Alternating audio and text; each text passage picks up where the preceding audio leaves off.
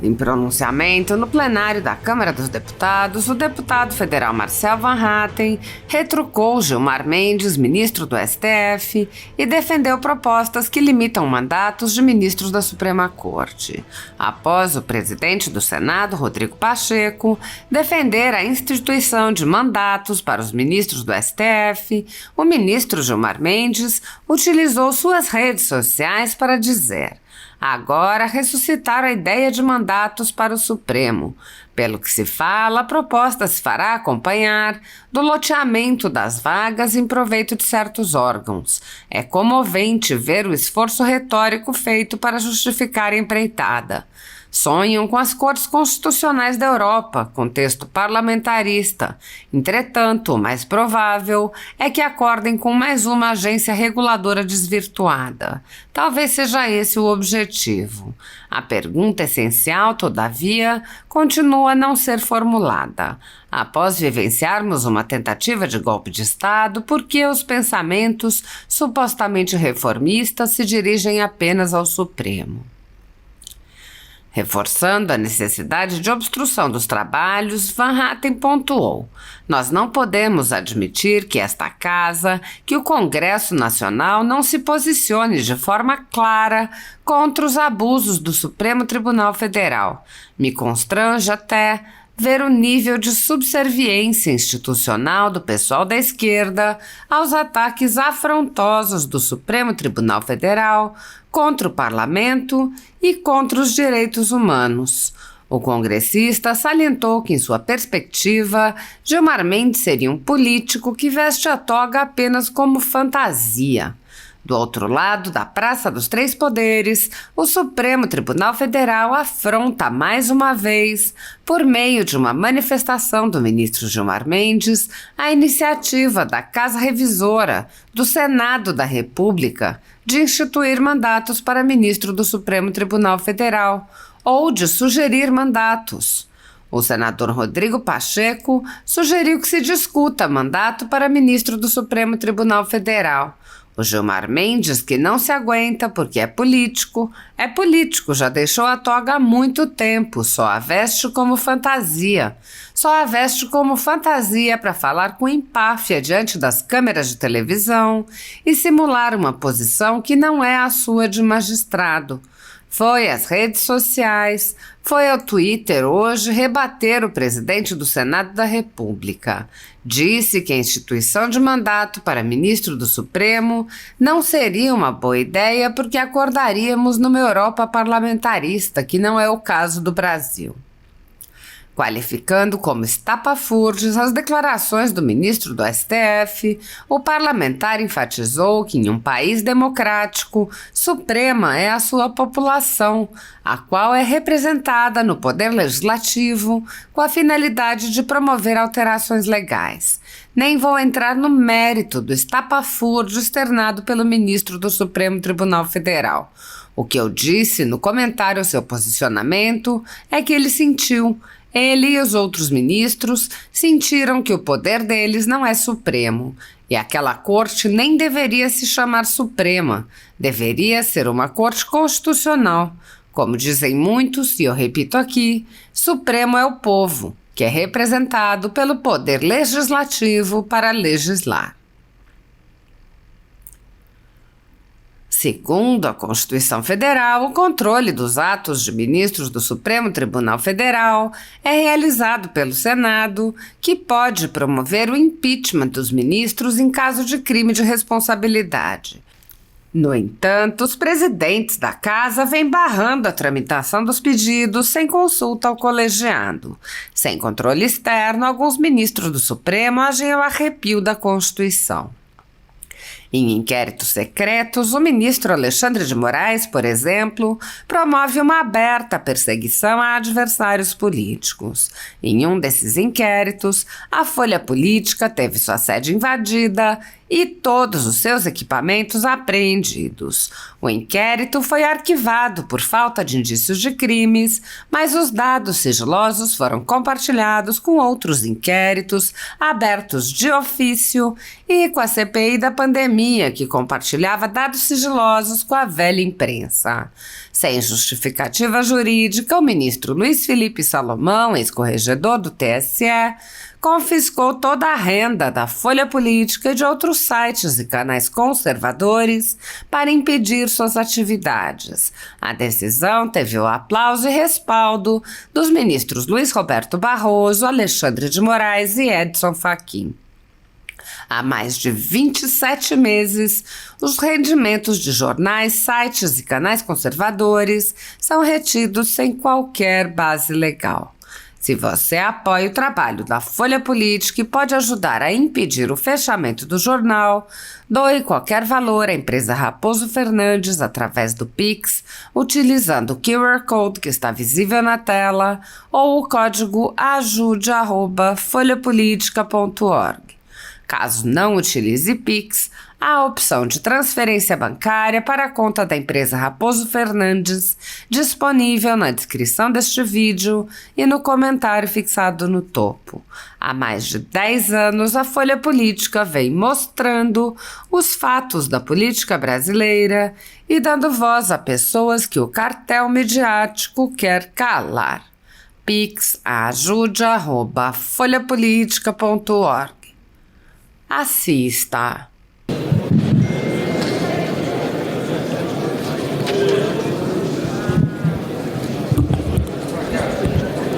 Esqueceram o celular aqui na tribuna, não sei quem foi.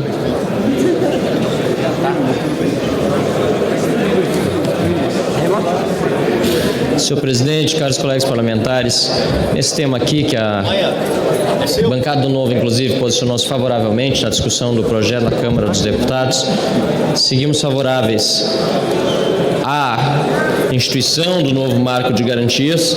Temos dificuldades, porém, com uma série de emendas que voltaram do Senado da República de temas ou objetos diferentes, o que acabam inviabilizando a separação temática das emendas. Nós temos que discutir bastante o projeto.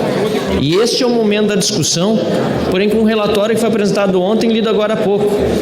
Nós temos dificuldade com esse modus operandi aqui, porque como nós vamos discutir aprofundadamente uma matéria tão importante da maneira como ela vem a ser apresentada aqui na Câmara dos Deputados no dia de hoje. Mas eu diria, a nossa obstrução, portanto, não é apenas, pelo menos de minha parte, da parte da bancada do Partido Novo, a intromissão de outros poderes, em particular do Supremo Tribunal Federal, mas também o Poder Executivo tem perseguido colegas parlamentares aqui e, portanto, assim, obstruindo, estamos manifestando a nossa completa oposição a esse tipo de atividade ilegal e inconstitucional dos outros poderes. Não, é também o modus operandi aqui no Legislativo Federal, em particular na Câmara dos Deputados. Um projeto importante desse não pode ser discutido dessa maneira. Lamentavelmente, perdemos a discussão da inversão de pauta. A retirada de pauta, na nossa opinião, deveria ter sido considerada, afinal de contas, não há nenhum inciso sequer do regimento que autorize que seja ignorado um requerimento de retirada de pauta quando não é vencida a inversão de pauta. Afinal, a pauta ela é composta de projetos individuais e cada um deles pode merecer um requerimento de retirada de pauta. Pedimos o adiamento da votação, não obstante, lamentavelmente, repito, nós estamos aqui agora discutindo o projeto, tendo perdido nessas votações anteriores. Sim, é da democracia perder essas votações, esses requerimentos, mas eu lamento, senhor presidente, lamento muito que esta casa esteja majoritariamente inclinada a seguir neste rito que não faz bem à democracia brasileira. Repito, um projeto tão importante que contou com o nosso apoio na tramitação original na Câmara dos Deputados, sendo discutido dessa maneira na tarde de hoje, já entrando praticamente no período da noite e aqui sem as condições ideais para que realizemos um debate minimamente responsável. Obrigado, senhor presidente. Bom, senhor presidente, peço só para recompor o tempo aqui, para poder iniciar no tempo dos 3 minutos que me cabem. Agradeço. Obrigado. Senhor presidente, caros colegas parlamentares, é lógico que nós precisamos adiar essa votação. Nós seguimos em obstrução. Nós não podemos admitir que essa casa não se posicione de forma clara, o Congresso Nacional de forma clara, contra os abusos do Supremo Tribunal Federal. Eu assisti a algumas falas dos governistas aqui e me constrange até ver um nível de subserviência institucional, deputado Mendonça, do pessoal da esquerda aos ataques afrontosos do Supremo Tribunal Federal contra o parlamento e contra os direitos humanos. Esse tema aqui, entrarei no mérito se porventura discutirmos a matéria, não merece sequer a aprovação da casa por se tratar de cotas para cinema nacional que já não deram certo e não darão daqui para frente. Agora, nós estamos em vias de debater isso quando, do outro lado da Praça dos Três Poderes, o Supremo Tribunal Federal afronta mais uma vez, por meio de uma manifestação do ministro Gilmar Mendes, a iniciativa da Casa Revisora do Senado da República de instituir mandatos para ministro do Supremo Tribunal Federal, ou, deputado Zanelto, sugerir mandatos. Pois foi o seguinte, o senador Rodrigo Pacheco sugeriu que se discuta mandato para ministro do Supremo Tribunal Federal. E, deputado Bibo Nunes, o Gilmar Mendes, que não se aguenta porque é político, já deixou a toga há muito tempo, só a veste como fantasia para com empáfia falar diante das câmeras de televisão e simular uma posição que não é a sua de magistrado, foi às redes sociais, foi ao Twitter hoje, rebater o presidente do Senado da República, dizendo que a instituição de mandatos para ministro supremo não seria uma boa ideia, porque acordaríamos numa Europa parlamentarista, que não é o caso do Brasil. Nem vou entrar no mérito estapafúrdio